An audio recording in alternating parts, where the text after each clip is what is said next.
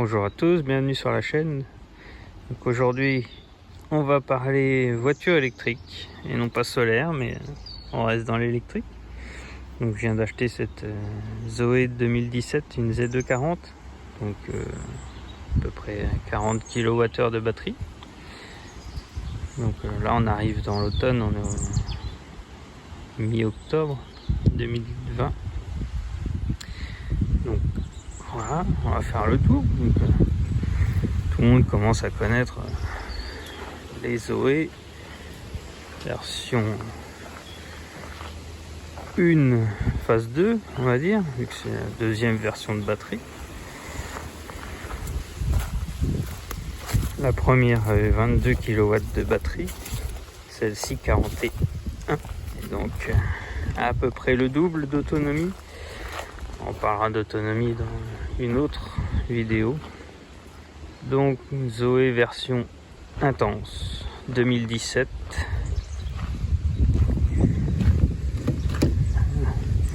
Ouverture sans contact. À l'intérieur, je sais, hein, beaucoup diront qu'ils connaissent.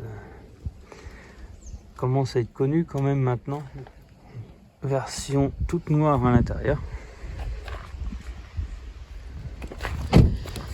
À l'arrière, bon, il y a les sièges auto, donc on verra pas grand chose.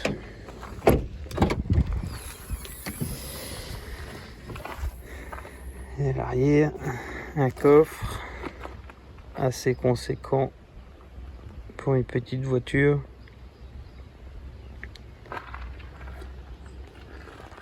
Voilà. Donc elle est assez propre en carrosserie. On a donc un peu plus de 3 ans. Là elle se verrouille parce que je m'écarte de la voiture. Donc elle a un peu plus de 3 ans et 100 000 km. Niveau autonomie et tout ça, je ferai ça dans une autre vidéo. Là c'était vraiment histoire de faire la base de présentation et surtout pour ceux qui ne connaissent pas encore ce genre de véhicule, si vous avez des questions, n'hésitez pas, j'essaierai d'y répondre. À l'intérieur, quand on ouvre la porte, voilà, ça donne l'autonomie. Après on arrive là, si j'appuie sur le frein et sur le bouton start, ça la démarre. On va couper la ventilation, voilà. Donc là on peut voir, nous indique le kilométrage restant, 146 km. Ça nous donne la position du levier, ceinture arrière bouclée, ouais, j'ai les sièges auto.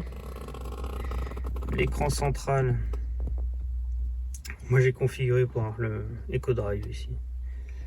Voilà, donc là c'est sur une distance de 231 km, en sachant que j'ai fait un peu d'autoroute, trentaine de kilomètres d'autoroute, donc forcément ça fait baisser automatiquement l'éco-conduite et augmenter la consommation. On est je le répète, en octobre, mi-octobre 2020. Il a fait un peu frais là ces derniers jours, 5-6 degrés. Donc la consommation s'en ressent. Quand il fait un peu meilleur comme aujourd'hui, j'arrive à descendre en dessous des 12 kW au 100.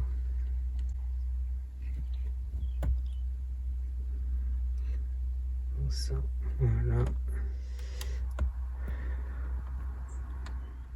Donc voilà, on a la date, le kilométrage effectué, la moyenne de kilométrage, la moyenne de consommation, la consommation totale.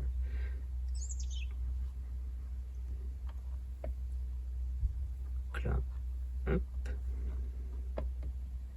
il y a des réglages. C'est assez réactif, mais il manque quand même beaucoup de choses. Dans la version 50, beaucoup plus d'options.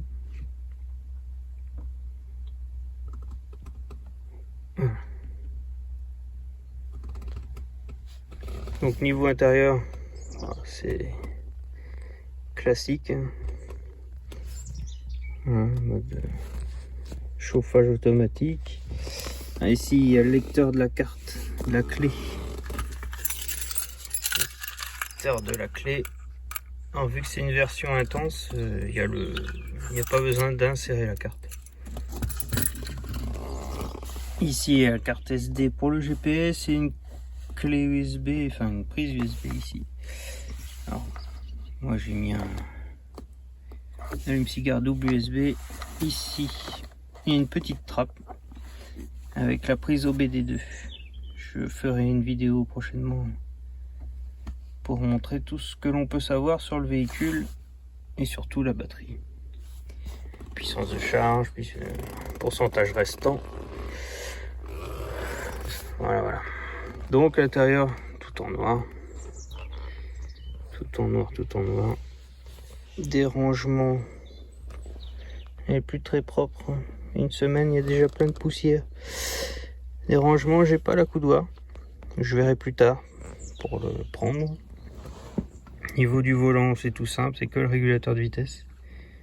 Mise en route, éteint et le réglage de vitesse. Ici, c'est pour la commande vocale. Voilà. Vitre arrière électrique sur celle-ci. On a l'ouverture de la trappe pour la prise électrique pour recharger comme une trappe à essence. On va l'ouvrir. Tac, voilà, elle est ouverte.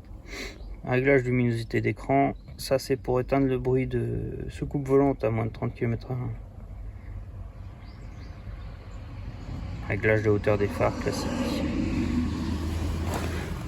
De l'autre côté, bouton de démarrage pour éteindre. Ici on a le bouton au niveau du levier, bouton éco.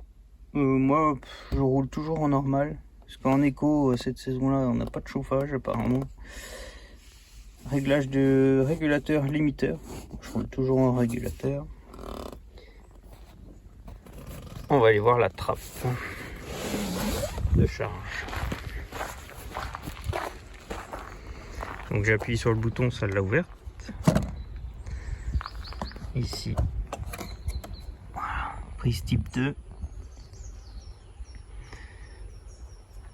Prise type 2, je montrerai dans une prochaine vidéo le branchement.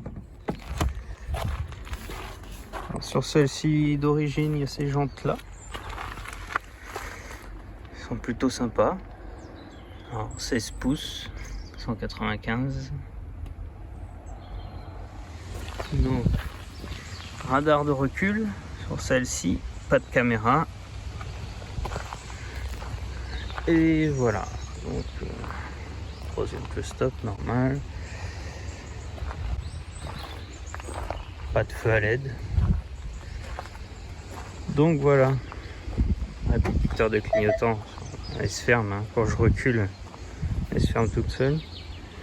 Donc voilà, on a fait le tour. Donc si vous avez des questions pour des précisions sur des choses que vous voulez voir ou des questions, n'hésitez pas dans les commentaires. Et s'il faut, je ferai une vidéo pour vous montrer des choses plus précises. Merci, à bientôt.